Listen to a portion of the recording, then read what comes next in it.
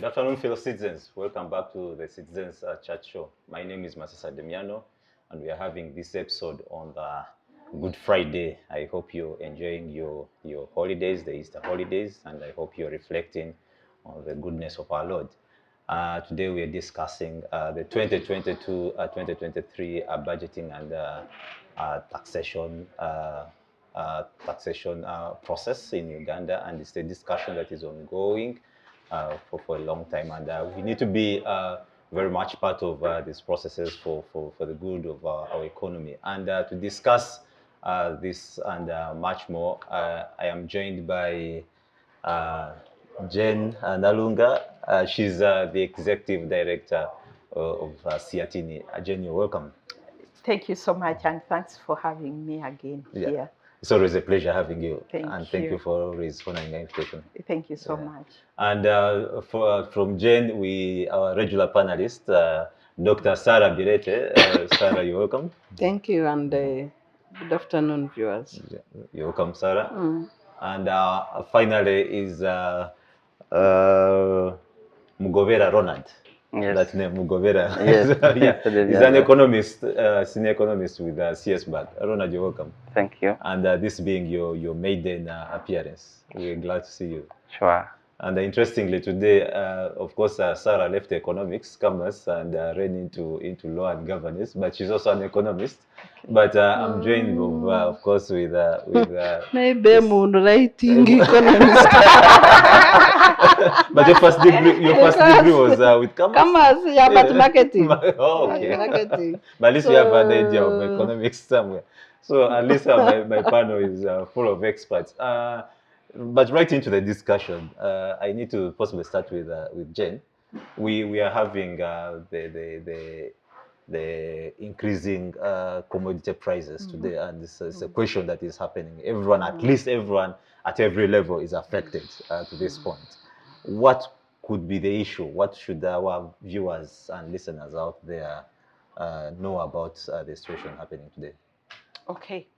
Thank you so much, Damian, and good evening, our viewers. There is a challenge of rising commodity prices, and for me, I think this debate is coming at the right time when we are talking about the budget, because the budget has to respond to the current challenges. And one of the key challenges facing us today, which is really immediate, is the rising commodity prices. The prices are rising up. I can't tell you that above soap is 8,000, because if I say 8,000, nobody. 8,000, somebody will say, I bought it 10,000. Mine is 10,000. And then also we have to remember that the poverty gender element around these prices. Because above soap, even if it's 10,000, very few people buy above soap, by the way. Yeah, apart from some of us here where you pick and put it, in a basket. Most people in the villages buy a piece. Those pieces. Yes. And a piece is 3,000 or 3,500. Really? Yes. But they are paying more. They pay more. Because times 6. That is 6. They are buying 16,000 a bar of soap. So let's tell them that a bar of soap for poor people is 16,000. Exactly. So these things are sometimes misleading. When you say bar soap is 8,000, a poor person doesn't understand that. So it's a very grave situation which needs to be addressed immediately. And since we are going to discuss the budget, we will have to see whether government is responding to that situation. When you look at the commodities which are really hit hard by the rising prices, there is soap, cooking oil, And when I was actually even, is it yesterday? I went to the shop, and the shopkeeper was like, "Oh, we are surprised even toothpaste has shot up." Yes. Every item. So I was like, okay. Every item. So when you look at cooking oil, when you look at soap, the reason government is giving is the war. the Russia-Ukraine war, that we are no longer getting the inputs, for example, for soap and oil, like palm oil. But we are growing palm oil here. We have given away our forest, our virgin forest to grow palm oil. We are chasing away people on their land. Now they are chasing away people from Sango Bay to grow more palm trees and palm oil plants. Bidiko has almost a full island at Kalanga. Not just one island, even Sango Bay, they are going to Sango Bay, Buvuma, you know, all these. But here we are, people can't afford soap. So we need to rethink that. You know, we need to rethink that. Then when you look at the substitutes for palm oil, you know, it's soya bean, sunflower. And we can grow that, you know. Instead of cutting down our forests, let us grow sunflower. They are growing, people are growing soya bean. And for me, I think this would be good for the country because these are products which are edible, very nutritious, and will be providing a market, very good market for our farmers. Would be having our industries producing. You know, for me, that's a solution which is feasible. And I think it's also very important that we limit our dependency on outside environment and circumstances. Because today it's Russia which has invaded Ukraine.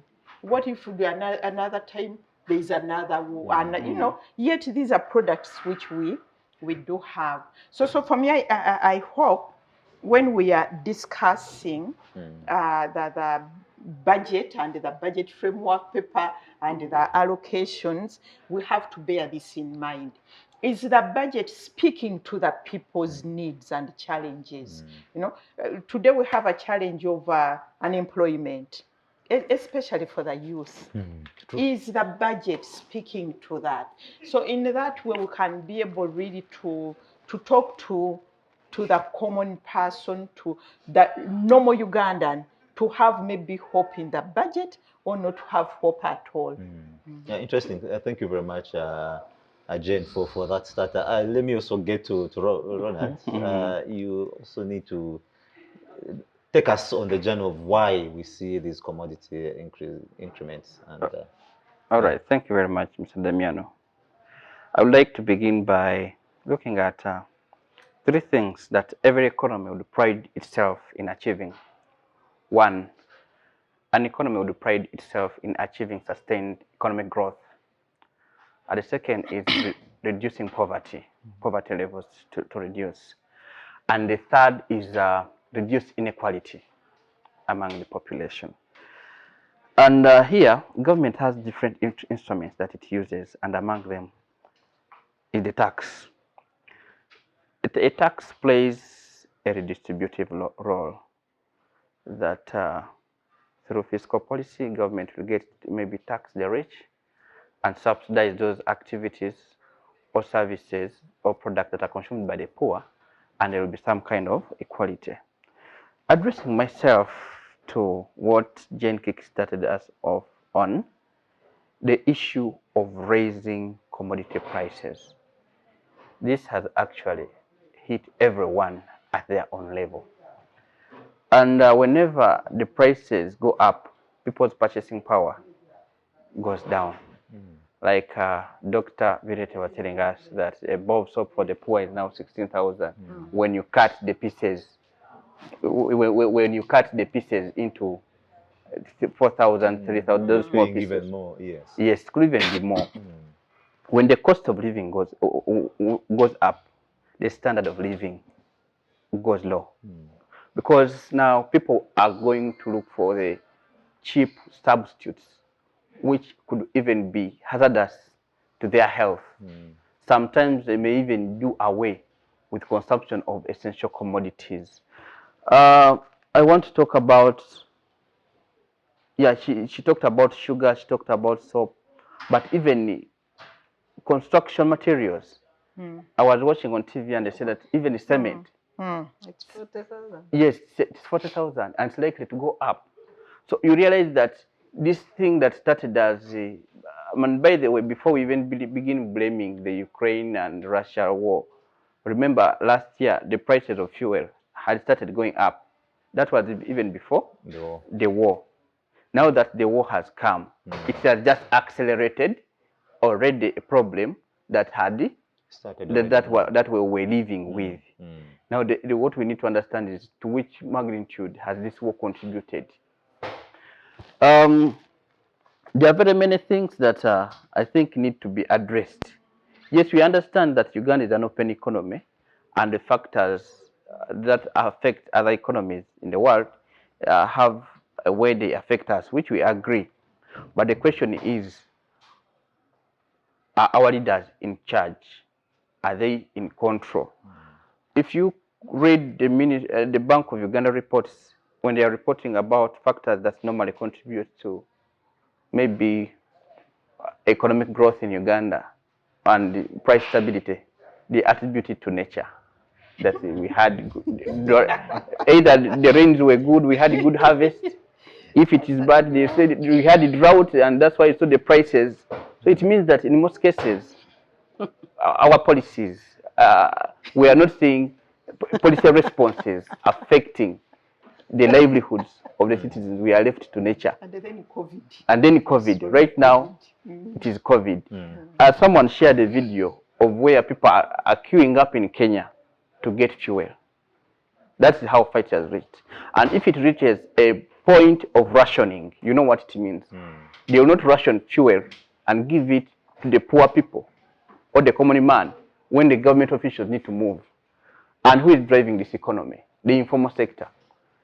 If the price of fuel is out of hand and the informal sector players can't move, that literally means the factors of production are going to be affected, and even the growth that we are projecting, that the economy will grow at around 3.8%, then to 6% in the medium term, it will not be realized. It will be erased. So I think we need to get back to the basics. What is it that Uganda is in control of? BIDICO that you talked about has so many incentives, even tax exemptions. 25 years. That's the 25. Yes. This is the time when it's supposed to be paying us back. That in this time of crisis, if I can't manage to control the price on cement, at least on cooking oil, I have a control. At least on soap, I can control what is its contribution. What is it paying us for those exemptions? Are their products in the Ugandan market, or they are making for export? They are. They are in the Ugandan market. Bull soap, Sunseed. Also export. They also, but also they export to Congo, neighboring countries around within the East Africa. Yes.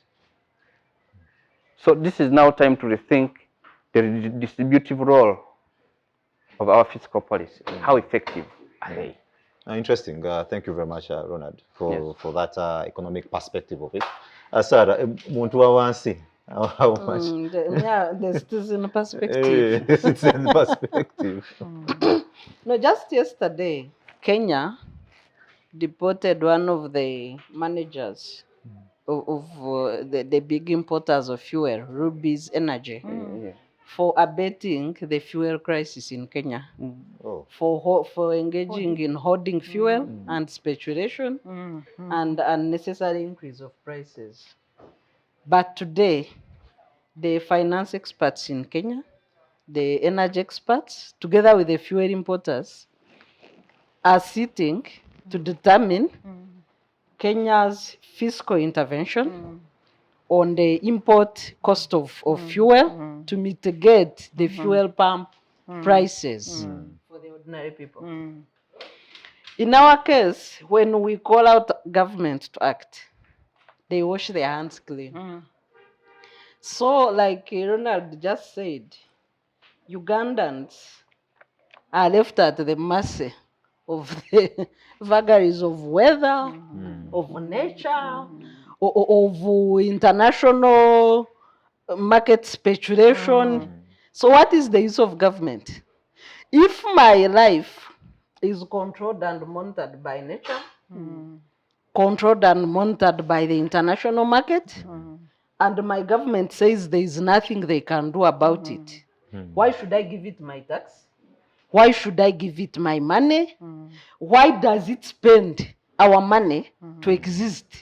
Because if we are governed by vagaries of nature, we can as well then live and wait for the international market to regulate us and weather. You know, this habit of I'm sorry, really, President Museveni's approach to issues. We know that the lives of Ugandans do not necessarily matter to him unless it is an election where he needs votes. Right now, government is preoccupied with giving money to this woman who squandered the taxpayers' money over Goa Hospital.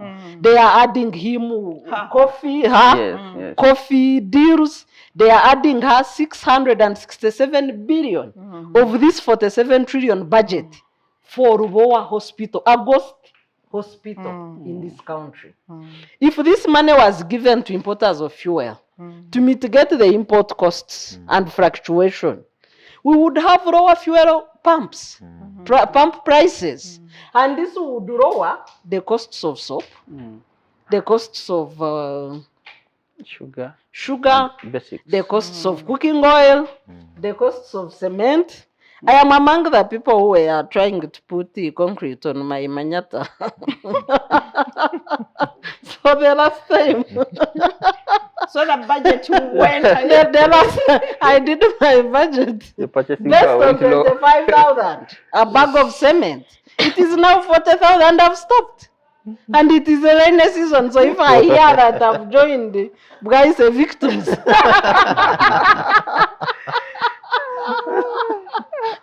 So, but I think government and the argument of the economists, even the permanent secretary and secretary to treasury has just spoken to the media.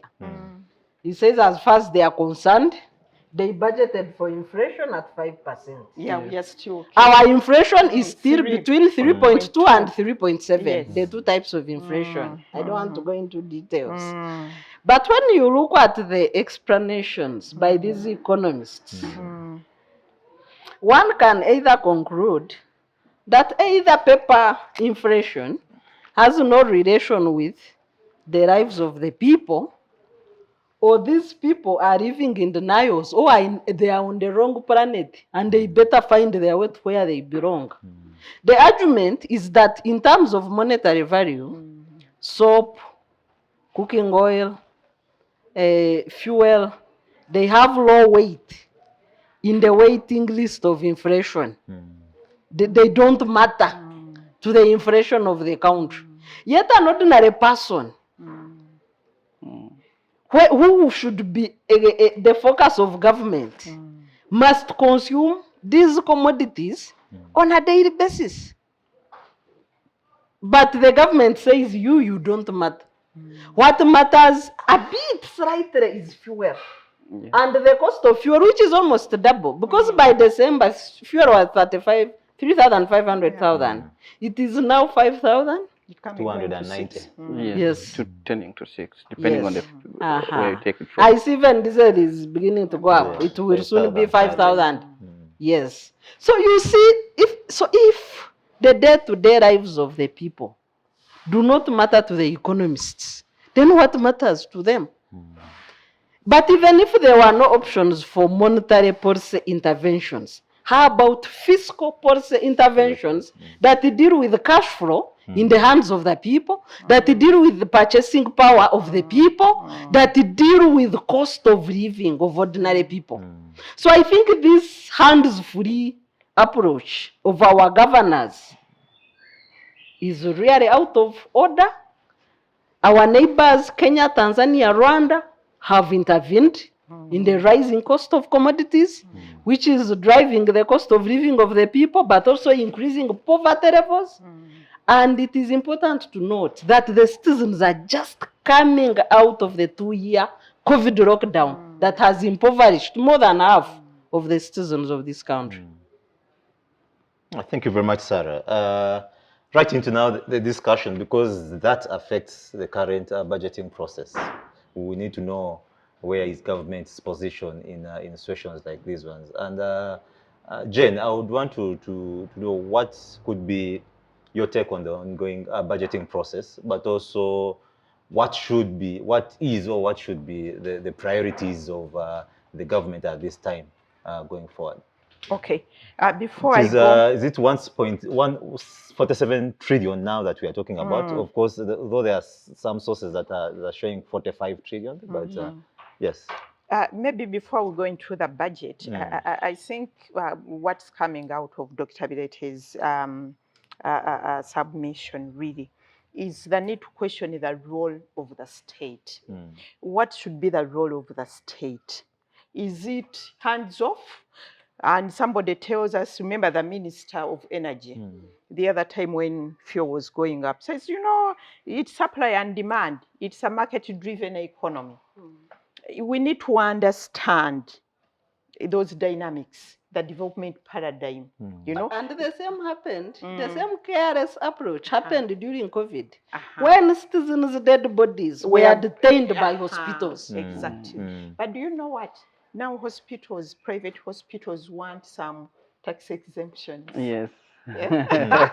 And you wait what's going to happen. We'll shout and shout, they will be given the tax exemption. Okay, it's a conversation we shall go into at some that. point, yes. But I think it's really, really important to know the role of the state. And also, if government is hands off, and we are in the hands of the private sector, because government has failed to regulate the private sector. The private sector does what it wants. Cement increases today, tomorrow, the other day. But also, who is the private sector in Uganda? Maybe that's also another issue altogether. So I think when we are looking at the budget, we need to understand that broader framework within which we are operating.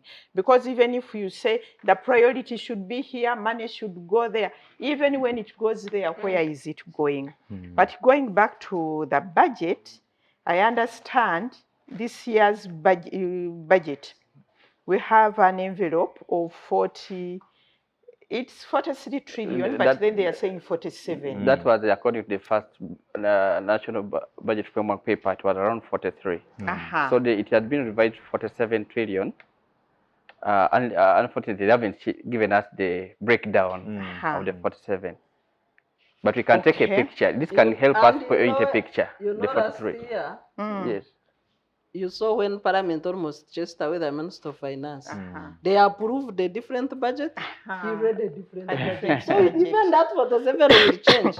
It's a moving target. It's a moving target. Because it would be important to know how the allocations are at the moment. At the moment, the allocation, the highest allocation is human capital development at 25.3% of the budget.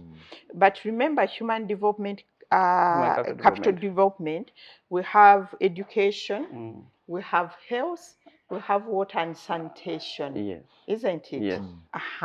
So if you divide 25, you divide it by 3, Is it equal division? I am not even sure whether it's equal division. By the way, how do you monitor the budget these days with this programming budgeting? The budget, actually, when you look at even the way government reports, government, when it's planning and budgeting, it uses the program-based approach. But when it comes to the annual budget performance reports, it is still reporting the ministries on the sector, on the sector level. And even the Office of the Auditor General, I think it hasn't upped its game to give us the Auditor General report according to the program.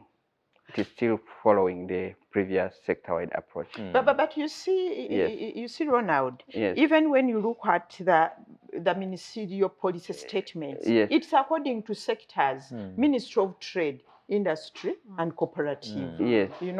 So in fact, what the ministry is also, when these are resource allocation according to programs, so they pull that money out and put it under the sectors. Yes, actually, according to the program-based approach, I think they look at the different objectives.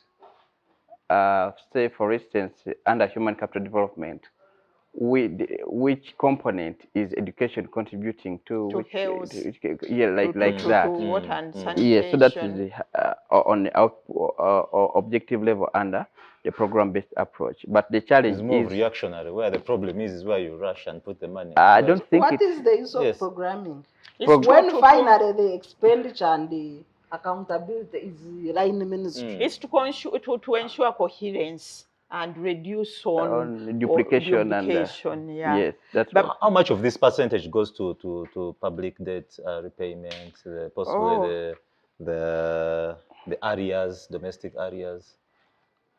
Do you have maybe any you figures can- on this? Actually, when you look at the allocations, public debt, I think for financial year 21-22, it's taking around 11 point something, around 11.2% of the budget. And that is only on interest payment. Interest payment, we haven't talked Does about. that include the 7 trillion domestic? No. Areas. We are not only looking at interest payment. So, public debt, it has actually a big impact that it puts on not only on the budget, but on the whole economy. I want to give an example. When you read it through the debt report by the Directorate of Cash and Debt by Minister of Finance, they will tell us that our economy from June 2020 to June 2021, our gross domestic product grew by 5.9%, but debt alone grew by 27. Yeah. So the rate of debt And growth, poverty grew by what? poverty. Because we have poverty growing at the same speed with the debt, public debt. Yes. Actually, according to the That's latest true. Uganda National Household Survey report by UBOS, poverty is estimated at around 20.3%. That's Yeah, it's the same that's almost the- on the- debt. Which financial is that? Which is It's estimated 2021. at 20.3 Yeah, poverty The is 20.3% growing at the same pace with on public Ugandans debt. are poor. It rose from around 19 point, I think 19.7. So it has kept on growing. But again, when you look at this is just an average. But there are regions which are around close to 70% so poor. 90%. When you go now Karamochi. to regional to regional specifics, there are sub-regions which are really very, very, very poor. And it doesn't actually give a very good picture. This 20, now this 20 looks small, but now when you go to Acholi is around 69% poor. Followed, I think, by Bukedi. There are like 4 regions which are above 65%. And that's not a good picture. Now, this is pre-COVID. I mean, pre the raising prices. Already, the raising prices are finding so an many people. injured population by poverty. Inequality is increasing. The measure for inequality ranges from 0 to 1. But right now, inequality in Uganda is around 0.41. So it's almost 50-50. Yes, inequality is raising. Poverty is raising. Debt is raising. Okay? And taxes are rising. Taxes are raising. You know that there's that viral cartoon of where someone shows that the price of bread is going up and salary is not increasing, and someone is asking this child that your friends are growing, but for you are not growing. But when you look at when you look at that cartoon, the expression of salary, it has a mature face. That means stunted. Yes, people's incomes are stunted, but their expenses are increasing. And you're not talking about incomes, eh? Yes. Because we are talking about the people, you and me, who are getting incomes as salary. Yes. But you look at The the money economy. produce, Yes, yes. the produce in the villages, you know? Yes. Maize, maize 700, 600 a kilo, So how many kilos of maize are you going to sell to buy one piece Of soap. So that's also, a big Because challenge it's with it. interesting. You see, like these hawkers, you see someone having about 8 or 10 pineapples with them and they're selling them at about 10,000. 10,000. Exactly. Then the producer, how much are they? the person who is reproducing, how much are Exactly. they gaining So from now, that business? Putting it in perspective, he's just carrying one bar of soap. You know? No, so because that's 10,000. Instead of giving you 5 pineapples, 10,000. Is a bar of soap. That's a bar of soap. But that's the one on the street. On the street. Yes. Maybe What he about can the one in the buy- village? You can buy this bar of soap. Sell your 6 pineapples, 10,000. That's what I normally buy. And from Tinder here, buy a bar of soap, go and cut, and sell a piece 300 to poor people. You make some profit of 6,000. And if Okay. if doctor is buying 6 pineapples at 10,000 in Tinder, how much was the farmer given? Now, how much would be the farmers? How much are they earning from this trade? now This isn't a laughing matter. I know, really, but it's this is what really- is happening. It's really sad, you know. You know, we sit here, we talk, but there are people who are really, really very poor. People who have given up hope, who don't know what to do. And that's why crime is going up, actually. Break-ins are increasing. So getting back to the budget itself, yes. The figures. we see We the need to hear percentages. figures, Madam Jennifer. Okay, So the sad. figures, there was 25.3% for human capital development, security and governance, 24.7% at 6.4 trillion. Then we go to infrastructure, 17.6%. Agro-industrialization is 5.9% at 1.53 trillion. And that Agro. is 70% of Ugandans. Agro-industrialization. And in fact, when you look at all these issues around the rising commodities, it's around agro-industrialization, creating jobs. Then energy, 4.0% at 1.05 trillion. Regional development, that's local government, 970 billion. That's 3.7%. Climate change, around 869 billion at 3.3%. Private sector development, it's 635 billion. Private sector development What percent is that? is 2.4%. Urban development and housing, this is 90 billion, 900 billion, 90 at 1.5%. Manufacturing, 70 billion. Manufacturing at 0.3%. Because for me, I'm really And we are passionate about promoting industrialization. Then community And there is a- mindset change. Mindset change is also 70 billion at 0.3%. But when you look at this allocation, resource there are some overlaps.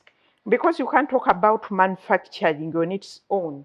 You give it 70 billion. Then you go and give agro-industrialization. You give it another, another duplication budget. of it. Exactly. Because in our industrialization is also manufacturing. It's value addition, Then you look at private sector development. It's also part of trade. Anyway, don't trade is a sector. But when you look at also mindset change, for me, I think mindset change is a cross-cutting issue. You can't come and tell me about mindset change when I have no soap. But what are activities under mindset change? You can check it out, Ronald. Under mindset change, actually, it's a program on its own. And like you said, just changing people's mindset. They're thinking. By doing what? Because in a common talk, we know that actions speak louder Exactly. than words. Yes. If you wanted to change, because what is the problem with Ugandans? There is a loss of trust, there is a loss of confidence. There is in the- loss of love for Yes. the country. by the governed in those who govern them. Yes. If you wanted to change their mindset, walk the talk. If you are Exactly. saying you are putting money for a hospital investor, you've allocated the land. Can people see the hospital? Exactly. Other than you engaging in what people normally term as worokoso. If you say you are buying, how many beds were we targeted to buy for COVID? Put up beds for COVID. Can you put them? There. If you say you are procuring COVID medicines, Yes. and instead we have received vaccinations already through handouts and gifts, well, how will you change my mindset? That you see, even if I tell you I have a budget for COVID and I eat the money, you will receive COVID vaccination from donations. Will that change my mind? No. So I think that program really in your advocates as you represent us, we shall also join. It should be deleted. Exactly. It's the actions. Yes. You Let can't people walk say- the talk. You can't tell somebody, love your country, pay your taxes. I even don't have the money to pay the taxes. Interesting. And also, Ronald, I mean, is this budget talking to NDP3 priorities? Well, when you look at currently what is standing out most in this budget in far as NDP3 is concerned, is the Parish development model. And even when you go to the Parish development model, it has 7 pillars, but it's that pillar of financial inclusion that is talking too much. That has been given a lot of priority.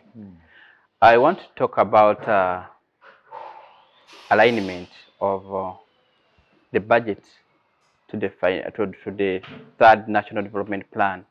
You know, the third national development plan is costed that for maybe for a period of 5 years, we shall need around maybe 25 trillion within human capital development. I want to give an example of agro-industrialization. When you look at agro-industrialization, according to the third national development plan, the NDP3, we are supposed to be having around 3.5 trillion in agriculture for this financial year, for the next financial year 22-23. But right now, agro-industrialization is around 1.5. And this is not the only year that government has fallen short of aligning or of really planning in sync with the national development plan as far as allocations are concerned. And besides the allocation, we shall go and discuss what we call releases. Yeah, an allocation is a promise. Government will say, I'll get 1.5 trillion to agro-industrialization.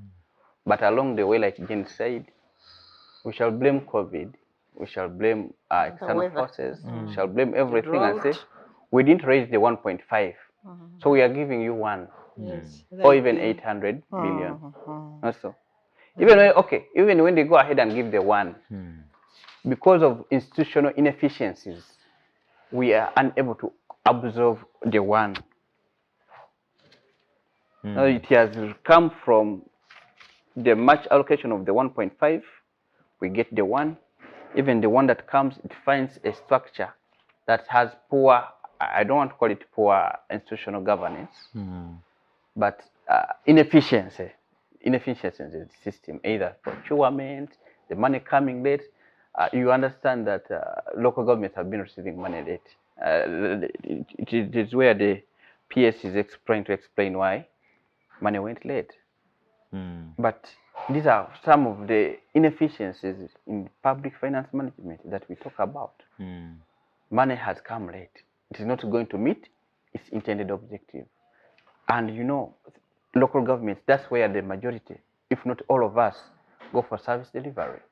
And if this money has not been utilized and sent, it has come late, it has been sent back to the consolidated fund, it means there is a service that I will miss as a citizen. And this is the time, actually, that we are talking about raising prices. Okay, if I've gone to the shop and I've been charged highly, in the evening my son falls sick and I go to the hospital, a public health facility, will I find medicine there? Not so. Because cost of poverty has increased. It means I don't have enough income. prices have taken away my disposable income. So it means that what the government can help me is reduce on my potential expenditures on health, for instance, that I'll go to a health facility and find medicine. But now if the money has come late, it has not done what it's supposed to do, for instance, so say purchase medicines, I'll go to a health facility, will not find medicine. Like I come back to what you said, if I go to a public health facility and I fail to get a service, which incentives will I have to even pay the tax? So it looks like one thing, but it has ripple effects to the different areas of the economy. I want to talk about what talking about debt. Yes, our debt has grown, but in most cases when you're talking about debt, we talk about debt which has been dispersed. What I know is by June last year it was around 69.5 trillion. But Jenna was telling me that she read a report where it has reached 70. But we have what we call undisbursed debt, which also has an effect on us because we have committed ourselves to money that we need to get maybe loan X from a development partner. They do receive the money. Now that one we have committed, it is not yet dispersed, but you pay commitment fees. Yeah. Well, yeah. You keep paying for money. Because if But aren't there better lenders? No, that is what the market offers. Now because the more you are indebted, the more you go to the hardcore lenders. Yes. You from concessional to non-concessional options. Now you're even paying for the debt that they are going to that we have committed ourselves. The money hasn't yet come, but we have started paying commitment fees. Yeah, because you are committed. You have committed. Because even to and you pay them how often? According to the agreement, depending on the agreement, per month, which are never made public. I am committed to this borrowing. Yes, I'm committed. I will get you. You give me your money. $1 million. Which so you have to start paying. Is this money counted as part of debt servicing? Finally, when money is released, or these lenders are earning free money. Now that one you are paying for commitment, because if you don't pay, I can get my money and I lend to another country. To another person. If you don't commit. Yes, I can now. Maybe Zimbabwe has also come and it also needs money, but for you, you're just promising that I'll take it next year. So why don't I give this one? So to show that you really need yes, you pay commitment fee. But then the challenge is that most often we are not ready to receive that money. So we continue paying, servicing that debt. Yet we are not ready to receive. Does that explain why we have the increased domestic areas? The debt servicing costs. But let me ask a question that I know many citizens would want to ask. What would an ordinary citizen lose today if there was no government? That's a hard question. In our Ugandan context, in Uganda, yes. Because you look at a citizen, even goods that are meant to be the common good for the enjoyment of everybody, security, roads, electricity, healthcare, sanitation, education, they don't exist. Just recently, I know many government people like talking about free education. But you look at, just the death of Jacob Boranyi. Times they say you don't have evidence, you people, you just hate the government, you activists. Jacob Boranyi dies, and then we see 101 secondary school going children, depending on him. And they are going to private school. And then they are the hopelessness. We are going to miss. So what is free education? Because at times people think that we just sit here and talk and we are comfortable. So why can't they go and enjoy from UP and USC and even university if there is free education in this country? Why were people dying of dead bodies detained if there is health care in this country? Why were people bribing to go to Murago, to the COVID centers? Why were people paying in quarantine? And why do they pay tax and also pay for common services that they are meant to benefit as citizens by virtue of being common good services? Why are Jambia killing people? Why are Karmajongo dying if there is security? You see, for me, I believe we need government.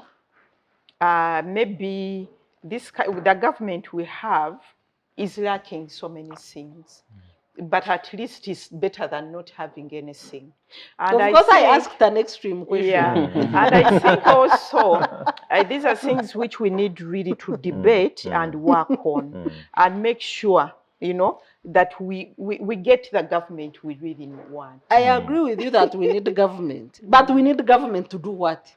To do the things they are supposed to do. Like for the benefit of viewers. The benefit of the people, because democracy is for the people, by what it's for the people, and that's what we should strive for. Because so that government works in our interest. And like I was just trying to, I read the budget framework paper. This just a sneak peek, and in one of the key priorities, it was security, governance, and corruption. Yes. That is number one priority. It's the second priority. 6.4 and trillion. Corruption in terms of what? I don't know, because you see, now you know what's just mentioning the word corruption. Are we promoting or are we against it? Maybe fighting corruption could be, but that's a good one. Because if you mention corruption, are we here to promote corruption? Security, governance, and corruption. To promote corruption. I think fight. So of course it's fighting corruption. That fight corruption. Why that convenience of vagueness? Because if you look at what the government does, they are always coming up with fishy schemes to defraud citizens. Citizens are choking on the effects of COVID that are global and real. Mr. President, you've locked down citizens for 2 years. You promote schemes like Ruboa. You promote schemes to give the Ruboa woman additional 600 billion when you cannot mitigate the cost of fuel in this country.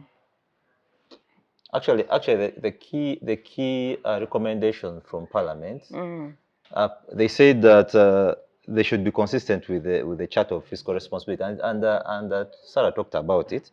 They said there are requirements coupled with the fiscal discipline, and I think it's one of the things that we are missing. In the Charter for Fiscal Responsibility, public debt is not supposed to go beyond 54%. Exactly. We are already above. Actually, 50%. Yeah. They said in the first 1 to 3 years it will go and then come down, but we are already above. Exactly. So what charter are we talking about? No. What is the commitment? Actually, even that you're talking about the Charter of Fiscal Responsibility, the one that Dr. and Jen are referring to, the one 21, 22 to 25, 26, is the one that had just been approved, I think, in the last 6 months. But what the Charter for Fiscal Responsibility that ran from 1617 to 2020-21.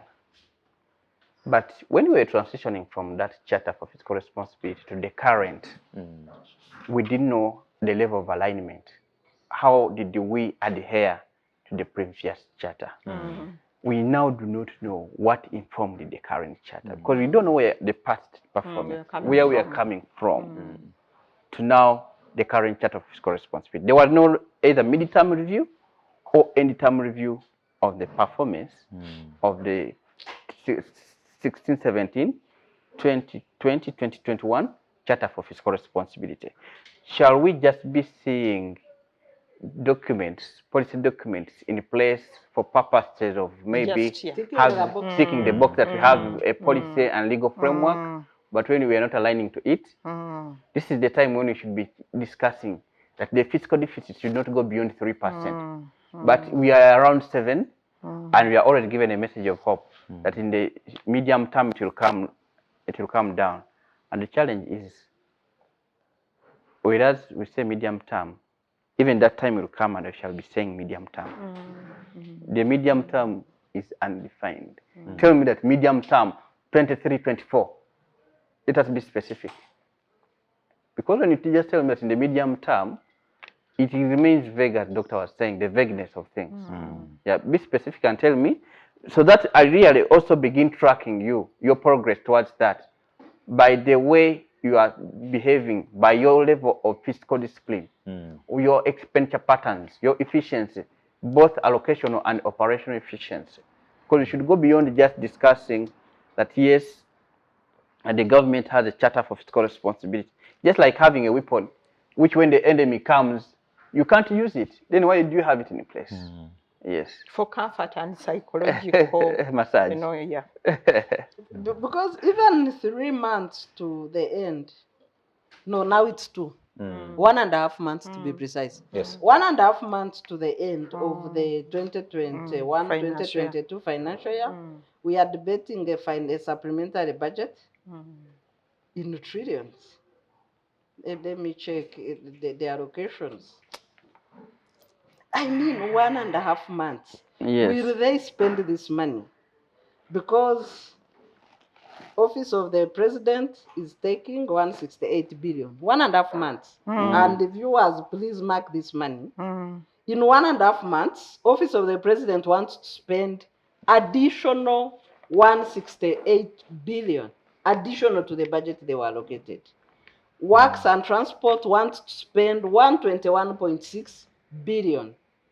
Trade wants to spend 109 billion. Defense wants to spend 79.2 billion. Education, as schools close today, wants to spend 72.6 billion. Agriculture wants 70 billion. Cancer Institute, 69 billion. Police, 40 billion. Makerere, 24.4 billion. A total of 913 billion supplementary budget for 1.5 months. To go. What is this money for? Bonanza. You know, we used to have chiromo. Remember in secondary school, the day before when you know you are going home. You eat all your grub, you do what, and the time ends and you go home. It's borrowed. Yet so, Mm. I really, I don't know This where is to start very from unfortunate, about yes. this.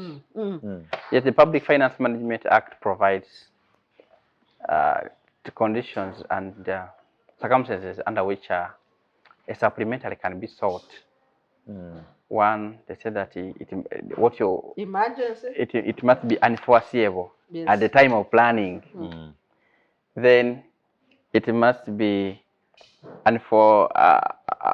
unabsorbable, that what has happened, you cannot solve it by realigning your budget from one expenditure line To another. To another. Then the other one, it can't wait. Not so that it has come, It's urgent and it is important. urgent. Yes. We cannot say postpone it to the next budgeting cycle. So the security would If run today, here because if Congo, today, given that we have Karamoja. insurgency in Karamoja Ah. and the rising commodity prices, Prices. Yes. if the 2 items Yes. were for security in Karamoja and rising commodity prices, and ladies and gentlemen out there, the rising commodity prices are not part of this bonanza that the Ministry of Finance is organizing for themselves and their comrades. So if there was security and something to do with commodity prices, maybe Ministry of Trade or Finance to take some fiscal actions to control the cost of living for Ugandans, that would qualify as per the Public Finance Act. Yes. But education, what is the emergency in education? What is the emergency in Office of the President?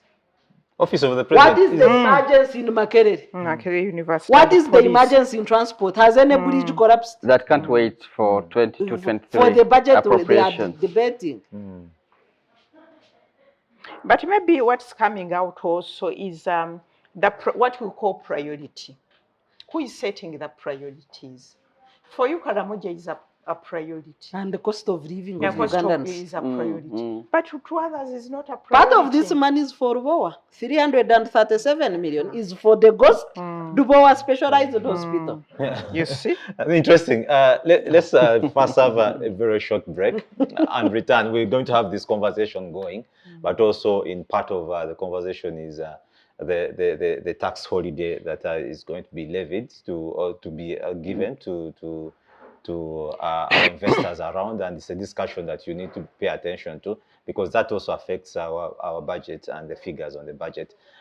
This conversation is streaming live on Civic Space TV on our YouTube page. Please be part of the conversation, subscribe. There's also on Facebook, we're on Twitter, chat show, UG hashtag, Civic Space TV hashtag. So the conversations where it's happening, please be part of them. Post your thoughts, post your comments, and possibly for us to learn and also share with other people in other spaces. The break happens, and let's return. The Citizens Chatroom happens every Friday at 2 p.m. on Civic Space TV Online on Facebook and YouTube. We invite you to be part of this conversation. Civic Space TV, freedom always.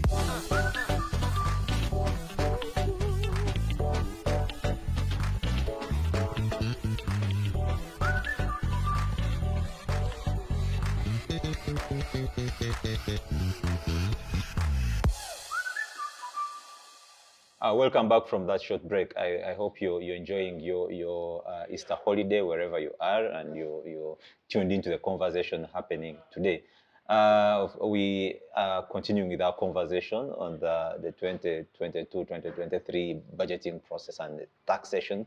And of course, joined on the panel, I've had Ronald, Dr. Sarah, and Jen, who are with us here and trying to dissect issues that are around the budget and taxation. And maybe to get into where we were and where we stopped, I want us to just give your final thoughts on this, especially the budgeting, because we had dragged into moved into on the issues of priority with the NDP3. So I just want us to just give our final 1 minute into this. Then we get to the taxation bit, because there is, of course, the contention on what actually people don't know on the tax holidays that are being given to. I saw Bujagali is part of them.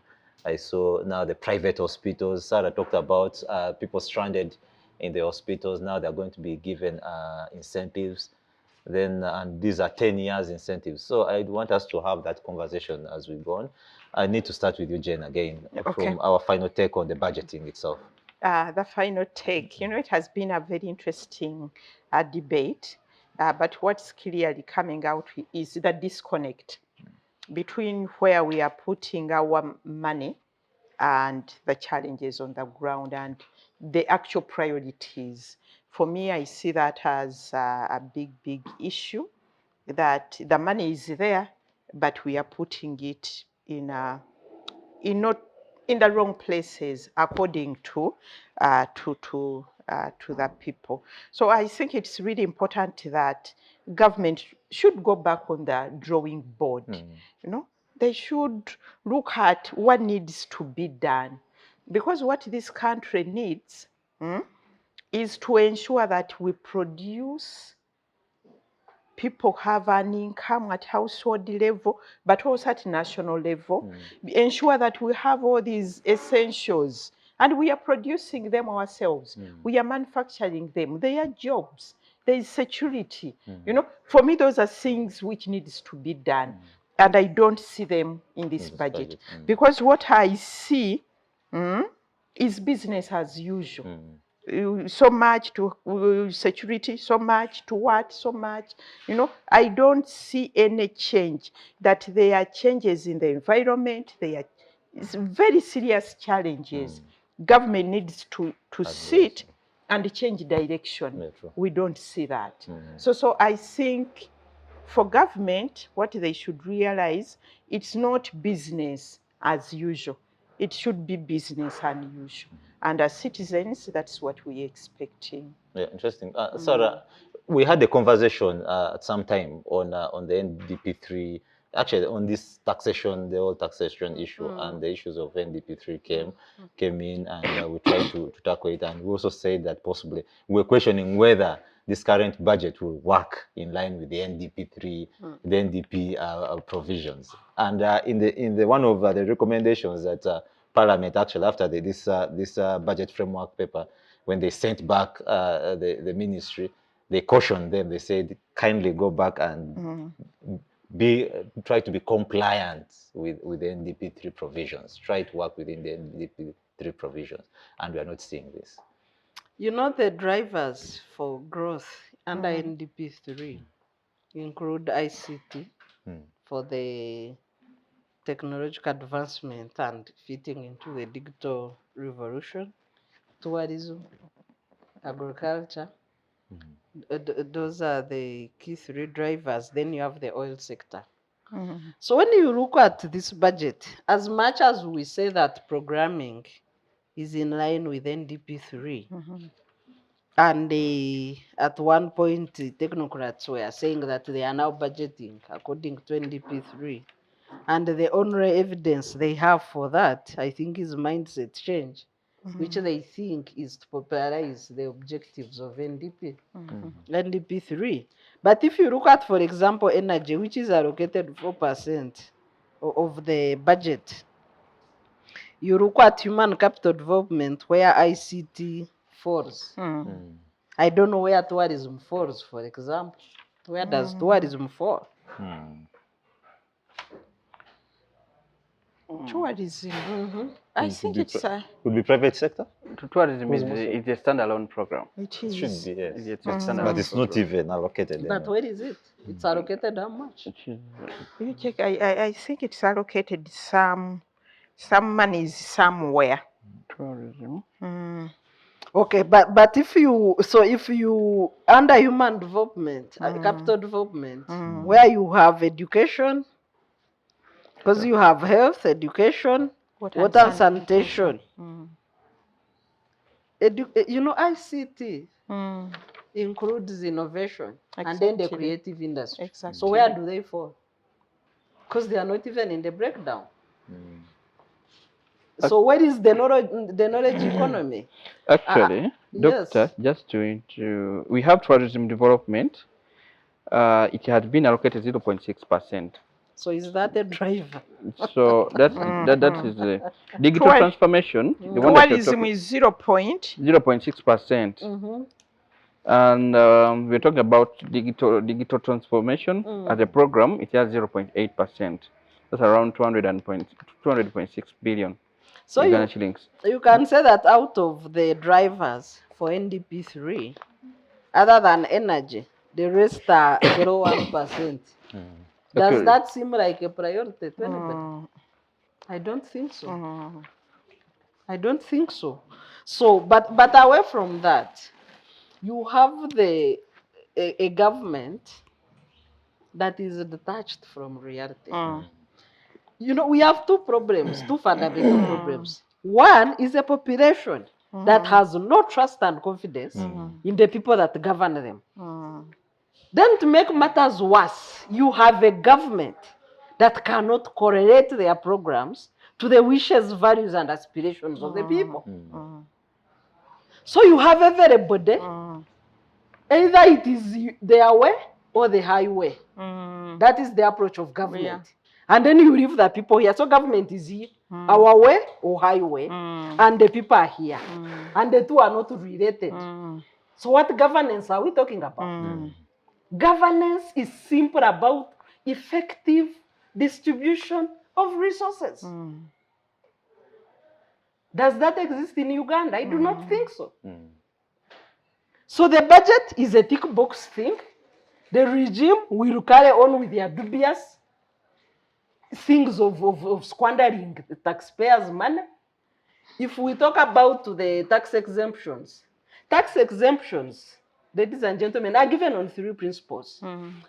And there must be conditions. Either number of citizens to employ, amount of money to invest, and contribution to make in terms of tax revenue generation.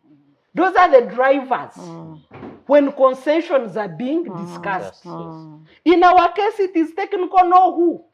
These ones who is their agent, who is their godfather, these ones need 25 years, and then you have people signing off your country, ladies and gentlemen. This is what we call a budget cycle in Uganda. Interesting, Sarah. Yeah. And I need to bring in Ronald. Maybe you need to also react on what Sarah has just pointed out. In the Me, I'm a student expert. maybe we'll get Ronald, also in the government is talking about in this budget framework, they are talking about economic recovery. Yes. But also key in the economic recovery approaches, they were talking about the parish development model. Yes. Would you think this is something that will work? Well, I don't want to mark the script before it is even written. Well, government has collapsed the other, should I say call them funds, WEP and other programs that have been like livelihood programs into the parish development model. Before we even get to whether it will work or not, let us look at the preparedness of our parishes in terms of the human and the infrastructure that in those parishes that we are having. Already, I don't know whether I was even talking to someone like this thing, if it's not well handled, it will even lead to moral hazard and adverse behavior among the people. Because if I'm a district chairperson and I know that the number of parishes I have will determine the amount of money I have, why don't I push for that this parish is very big? Why don't you do what? Divide it. Divide it, because it will be two different parishes. The parish development model will work if we do not prioritize the financial inclusion pillar alone. Because that's where people are looking at, that we are forming circles, we are going to receive money, you know? And they are not even telling people that circles are taxed. Now, people are on that, but remember there are other 7 pillars. It's actually supposed to be a service delivery vehicle to cause socio-economic transformation around us. Let it not be seen like a bullion van that is getting money from up, giving to people. And the problem, we are talking about the mindset change.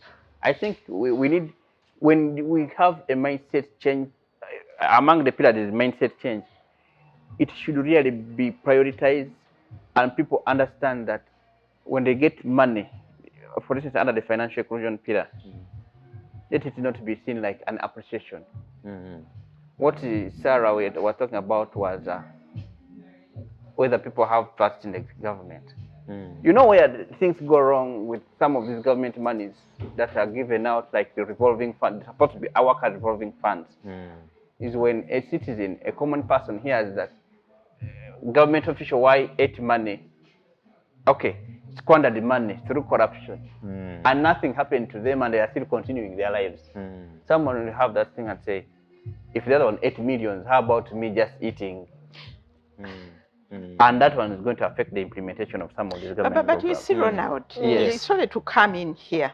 You are saying it's not a bullion van taking money there. But they are taking money there. And you are saying... And that's what they are parading. Yes, that's and what you I'm are discouraging. saying, you are saying that then you train them mindset change not to eat that money, isn't it? But you are giving somebody money.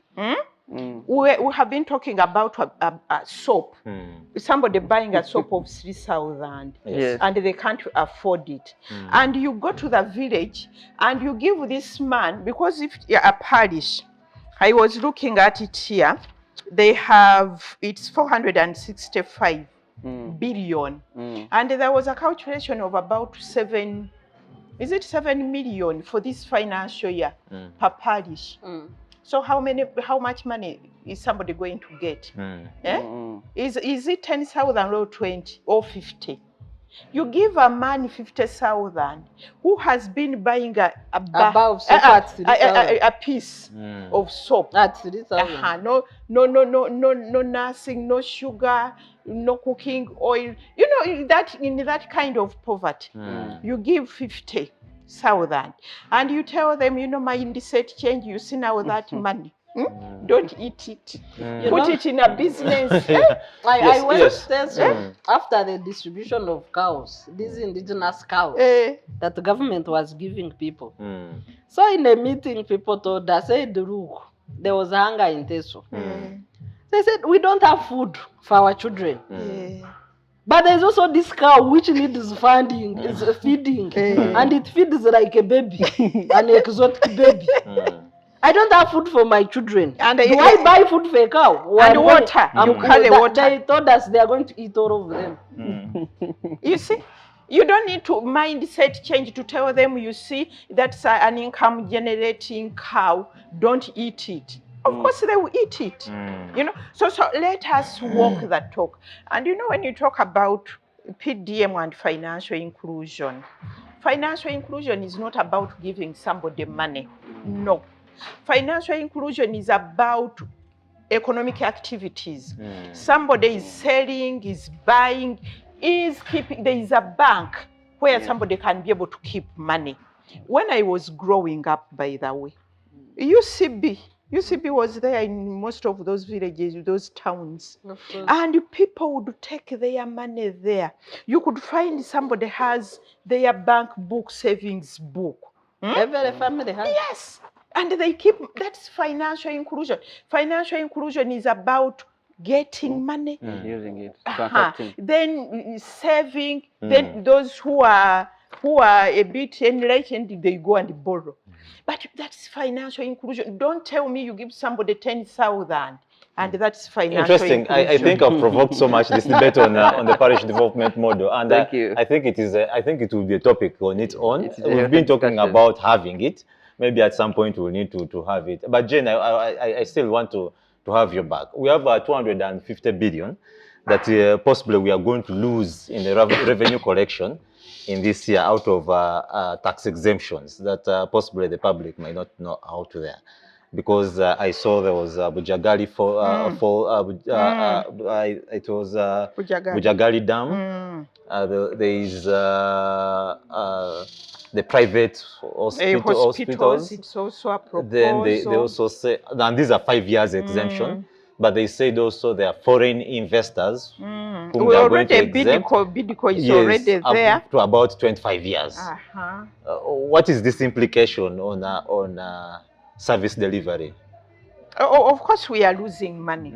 We are losing money, and when you look at, you combine all this money, it would do a lot. It would do a lot. And then, but you know, the problem, Dr. Bireete touched on it. What are those conditionalities for providing tax exemptions? Very clear.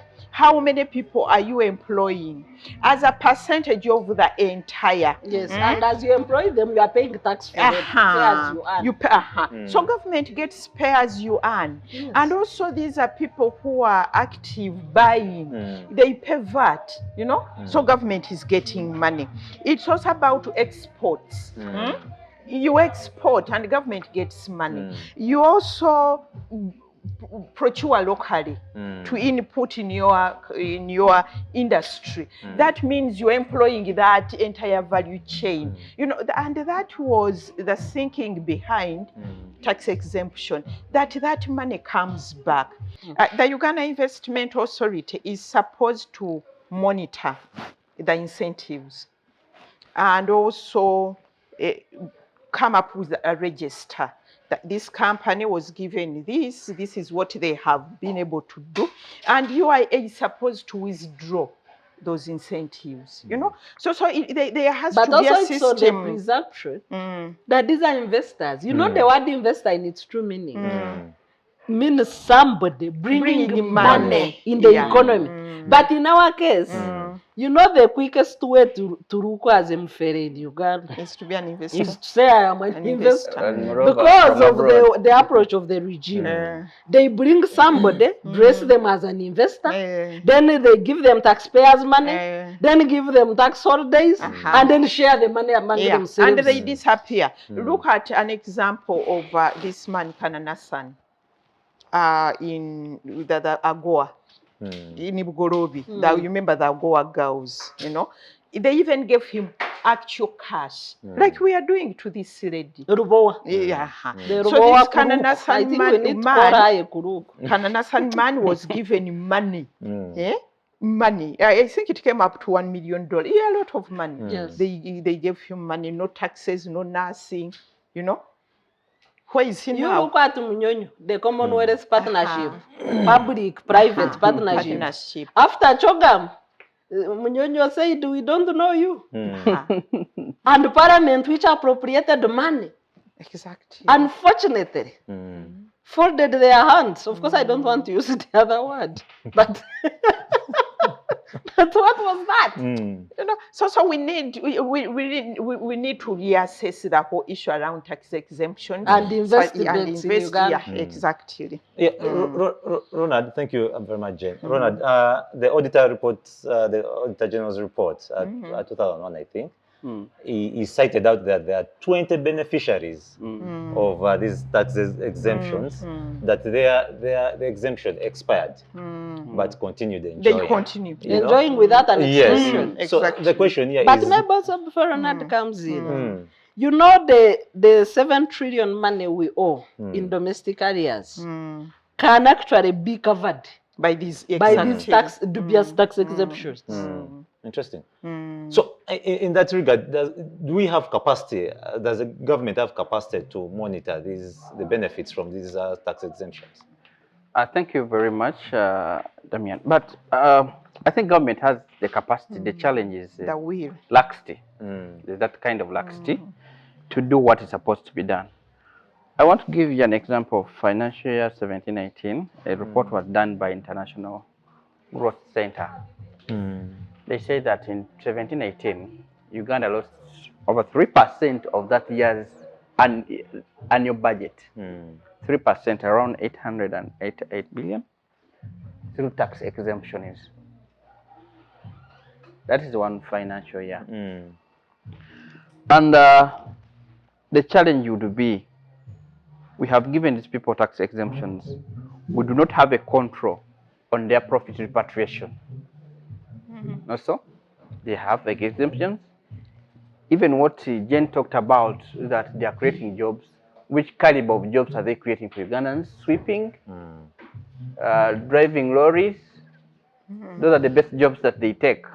Because they come with expatriates. Yeah, they come with expatriates. Yeah, because the government say that they need to have about 50% allocation of the domestic workforce. Yes. So yes, so they give us the... Yes. But why 50%? When under the local content policy, investors are supposed to only outsource what for we don't expertise have, that does not that does exist. not exist internally. And now, and they must prove that expertise does not exist in And Uganda, that's what Tanzania does, by Yes, the way. and Egypt and other countries. They don't. You don't just come in and you know, they say, isn't there a Tanzanian who can do that? Yes. job? So I think that's the case where they need to now promote Bubu intensively or extensively. Bobby is promoted in buying mats and what. Because these are some of the initiatives that possibly would change. Yes. It's So difficult. you realize that even after these people have made their money, instead of reinvesting it in Uganda, They it expatriate. is repatriated. And That's moreover, the because of- money, where we gave them seed money. Yes. Yes. But that's because of our Investment Code Act. Yes. Yes. Yes. So I think we need to regulate how much of that money should be reinvested in Uganda. But again, can we hold people accountable? That when you came in, you promised that this is how much will contribute to my GDP through jobs and quality jobs. Let's stop talking about making people busy without transforming their lives. At the end, so media your exemption period, how many jobs have you created by then? Are you on track? Or there are conditions you need to revisit and revise? I think this is what is lacking. There is a lot of, anyone will come, like doctor said, come as an investor, but again, we look to be investing in them. Yes, we keep The taxpayer is the investor. The taxpayer is investing in the purported investor. Yeah, through the exemptions, because that's a big fiscal cost on the citizens. The fiscal deficit that we are talking about, I'm sure we even borrow to sustain these people because our domestic revenue is compromised by other factors. So I think there is a need for deliberate efforts. Ministry of Finance and Uganda Investment Authority need to do a lot in tracking commitments of these investors at a time when they are getting the exemptions. And also, there's also an issue of how is the public involved in giving of these exemptions? That shall we have an investor, maybe investor Y and investor X, If bring their Parliament is business not proposals? involved, how can the local people That is the be citizens now. involved, the citizens? How well do we play that we had We are maybe supposed to be playing a role through Parliament. that the Exactly. Luboa lady But does brought her Parliament have proposal capacity? of the Luboa hospital and showed us how it will benefit us, and then we sat and agreed and said, yes, we overwhelmingly vote that you are given this exemption. Or we shall just say that you've been given that one, you have failed, but we are still adding you another one. Yes, so I think the need for due diligence, we need to revisit the whole ecosystem surrounding our exemptions in the country. Sarah? Well, I think Ugandans need to know that a proper Uganda is possible. A Uganda where an investor does not come just for a photo moment. Because we saw like the man who was paraded to make COVID, the chua for COVID. Even the radios. State House, pictures, I don't know what followed. Then, of course, the first, I think the first dubious deal, big dubious deal in investment was the sale of UCB. The Malaysians who came for a photo moment disappeared. Some people have been joking about Trace Dynasty. We know that the Trace disappeared. Nobody knows where they went. Nobody even knew where they came from. That defines the investors under NRM regime. They appear for a photo moment, they disappear. and they disappear. You cannot trace them. Then taxpayers' money gets lost with them. So which one came first? The Shimoni incident or the... But the UCB sale. There were three major scandals before the actual sale. Wow. To now what is Stanbic. The Malaysian group, there was another group which was swindling out Greenland. Of course, the first sale involved Greenland and then corrosion and disappearance of Greenland, where even depositors' money got lost and assets, and later the proprietor died. Then the Malaysians came in, money got lost. Then the UCB returned back to the owners. Then later it was changed into what is now Stanbic. And in one of the scandals, then one of the ministers with the conscience resigned, and then there were confessions. But it was the first time to see that an investor can appear for a photo moment, disappear. You go to trace where they come from. You can't see them. The list is endless. You can add UTL. UTL people say the bid, the cabinet has approved. Then you go to check, the thing doesn't disappear. Go to the recent one of installing security gadgets for tracking vehicles. When people check the registration status, bankrupt, zero assets, and then the ministers and everybody is busy pushing for taxpayers' money to get lost. So that is the nature of investment, dubious investment deals under NRM. And it is very unfortunate. Jen, in 2019, I think, as SEATINI, you released a report. You authored a report, of course, with the title "Impact of Harmful Tax Incentives and Exemptions in Uganda," warning that the costs of such decisions are high and likely to be, of course, never to be abolished. So, meaning that there is a trend, some of these incentives, because there is it could be a cartel benefiting from these incentives. Yeah, Dr. Bireete has put it very well. We have had all these series of scandals, but I think Ugandans, we are maybe immune. I don't know whether we are happy people. You know, we are slow to anger. You know, No, we I are don't know too whether we are battered. too battered We are and too traumatized. battered, and we are compliant to the battering. Maybe, but I think Conferences. somebody should study Ugandan psyche. I was talking to somebody about the coffee issue, and he told me, you know, Ugandans, they will study the situation. They go back, they cut down the coffee trees and plant other things, and they wait, because when you cut a coffee tree. But what are details of that coffee agreement? Maybe for the benefit of the viewers. The what? That coffee dubious agreement. The dubious, essentially, government is giving a monopoly to this woman. A monopoly to buy, to process, to export, to sell, to determine the price, what she's paying the producers. The farmers. But on top of that, government is putting in a lot of money. They are giving them land, no taxes. They are guaranteeing the tonnage of coffee, which is a problem. Because if we go lower, that tonnage, government pays. It's like electricity. If we don't consume it, government pays the unconsumed, by the way. So they are also guaranteeing the electricity, by the way, that it shouldn't go above a certain amount of money. So if it goes above a certain amount of money, The taxpayer will pay. they will pay. You know? So like you were saying, it's like you get a new girlfriend and you tell her, I love you. You knock yourself. It's me to To bleed. bleed. Interesting.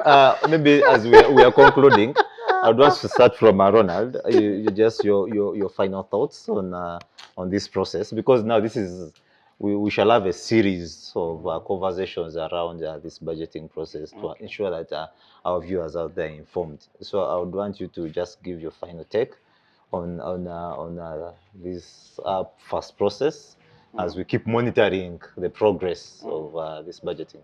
Okay, fine. Thank you very much. I want to talk to conclude by looking at the pain that Ugandans are facing right now, and that is the skyrocketing prices. Much as we are looking at whether the budget that we are planning and budgeting for 22-23 will heal this budget will come into effect on 1st of July. But in the interim, we would like to see a government that is issuing solutions, practical solutions that are felt in the pockets of citizens, that are coming some, like, okay, I can call it social protection. That how are you shielding the citizens if we cannot control prices on everything? Let us get that basket of commodities that really affects the day-to-day running of the citizens, that are consumed daily by citizens, and we see how we can subsidize them. It makes more sense when you tell a citizen about fiscal policy, about a responsive government, when they are feeling it from the pocket. Yes, so I call upon the government in the interim, before the budget process and everything of 22-23, that's a long process, from now up to July, let us have short-term interventions to cushion the citizens. Thank you. Thank you very much, Ronald. Sarah? You know, the closest Ugandans have come to state capture is the case of President Zuma, where he's charged for colliding with the Gupta brothers and other people through highly politicized system with the bribery, with the commissions, with the mafia kind of style in transacting government business. But if you look at the charges President Zuma is facing, if we were to open Uganda to the same scrutiny, the people in charge of running the state of Uganda would face 10 times the charges Zuma is facing. The so-called dubious investors have faces behind them. These faces are the big names in political corruption in this country. They are protected by the system. Even if we mentioned them, nobody can prosecute them, maybe until after this regime has gone. Citizens, we are under high-level political corruption. The cost you are paying, the negligence of government, the failure of government to intervene in your sufferings, the budget that does not correlate with your needs, and the continuous dubious deals like Robowa Hospital, like the coffee deal, like additional money to give to the Robowa Kuruk. All those are highly political corruption organized by the leaders in this country. It is your country to take or to lose. Well, thank you, Sarah, for that's a hard one. Jen? That's really hard, you know. For me, I just want to call upon Ugandans. Let us talk. And even on those radios out there, let us debate these issues. Let us show government that we do really understand, you know. We comprehend what we are going on. What they are doing. Yes, that we see them what they are doing instead of keeping quiet. And that's why I applaud, you know, this forum here. You know, it gives us space to talk, for them to know that we are not dumb. We understand what they are doing.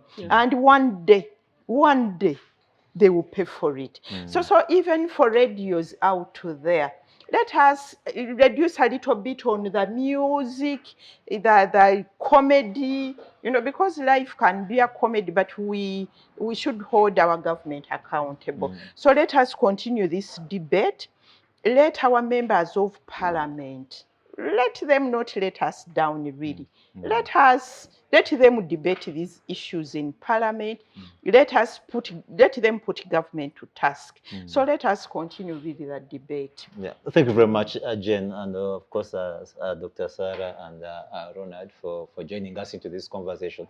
Like Jen is saying that we need to continue continue this conversation. This debate should go on until possibly 1st May and beyond. We need to have this conversation on the budget and the issues that affect us. Sarah just asked a question that, what if this government is not around? Would we be affected? And that is a question that we'll leave to you to reflect upon with the current state of affairs. And here at Civic Space TV, our mandate is to inform and, of course, enlighten you on some of these happenings in the country. The conversation is still ongoing on our YouTube channel, Civic Space TV. We're on Facebook Live, we are streaming. We're on the chat show UG hashtag, and of course Civic Space TV hashtag on Twitter, where always this debate happens.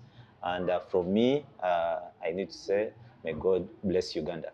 Thank you. Thank you. Thank you. We need to wish people a happy Easter. And of course, from here and with the team in the house, we need to wish you a happy Easter. Easter. Yeah, we'll meet next week.